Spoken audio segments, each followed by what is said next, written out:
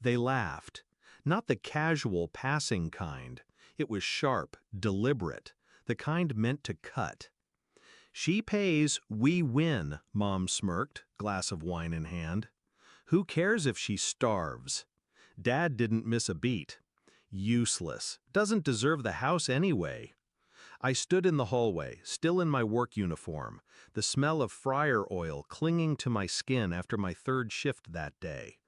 The mortgage I'd been breaking my body to pay was no longer mine. The papers were already signed. They'd transferred the deed to my sister as a gift.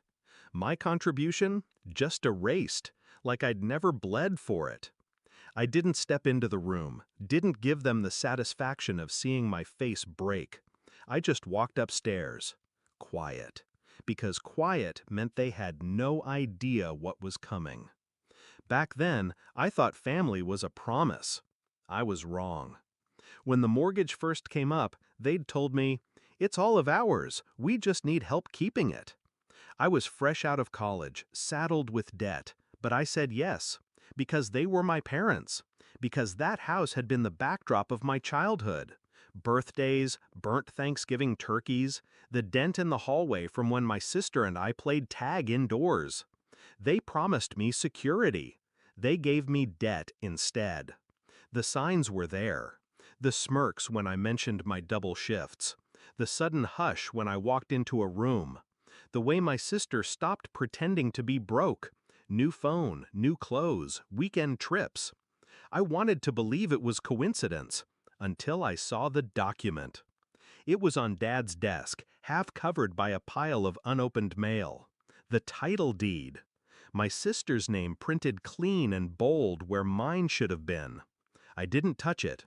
I didn't confront them. I just took a photo. That night, I didn't cry. I opened my laptop. Revenge wasn't going to be a scene. It was going to be a sequence. And I would play it so slowly, so precisely, they wouldn't even see the hook until it was already in their throats. Step 1. The accounts.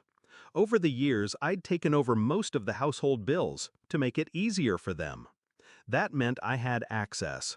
Bank logins, utility accounts, insurance policies. I moved everything to paper statements. Then I stopped autopay on anything in my name. They wouldn't feel it at first, but the quiet damage had begun. Step 2. The mortgage history. I pulled every receipt, every transfer, every confirmation email showing my payments for the last 7 years. I had proof that I'd carried the weight, that I wasn't just some tenant. I sent them to my lawyer, the one they didn't know I had. Step 3. The sister.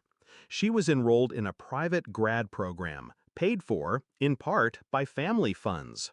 Funds that, thanks to my overpayment on the mortgage, technically included my money. I called the bursar's office pretending to be her assistant and confirmed the payment schedule. Then I called the bank and quietly shut down the shared account where those tuition payments came from. Deadline to pay? 3 weeks. I marked my calendar. 3 weeks later, it began. First came the letters, late notices for utilities, insurance, and the car Dad liked to brag about. Then the emails from the school. My sister's enrollment was at risk due to payment failure. Then my lawyer sent the formal letter to my parents, a demand for repayment of my contributions or I'd be filing for fraud and unjust enrichment. The morning it all hit, my phone lit up before sunrise. Mom. Then Dad. Then my sister. I didn't answer. At 8:40 a.m., the school sent the final withdrawal notice to my sister. I knew, because she'd forwarded it to me with a single text, "What did you do?" I waited until that night to call. She picked up on the first ring, voice shaking with rage. "You're ruining everything!" she spat. "No," I said. "Calm. I'm collecting." "You can't just—" "I paid for that house," I cut in. 7 years of my life. You think you can take it without consequence? Think again. She went quiet. I could almost hear her realizing The tuition, the utilities, the insurance, all of it had been a lifeline I'd just cut.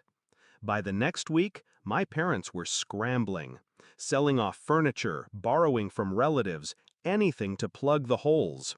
But every time they tried, they found another leak, because I'd made sure of it. They'd signed for that house without reading the fine print, the lien I'd placed months earlier when I updated the mortgage paperwork, which meant they couldn't sell, refinance, or even legally gift it without clearing my claim first. They'd trapped themselves. The confrontation came 2 months later. I was sitting in the diner where I now worked one job. My other two were no longer necessary. They slid into my booth, faces pale and tight. "You're tearing this family apart," Mom said.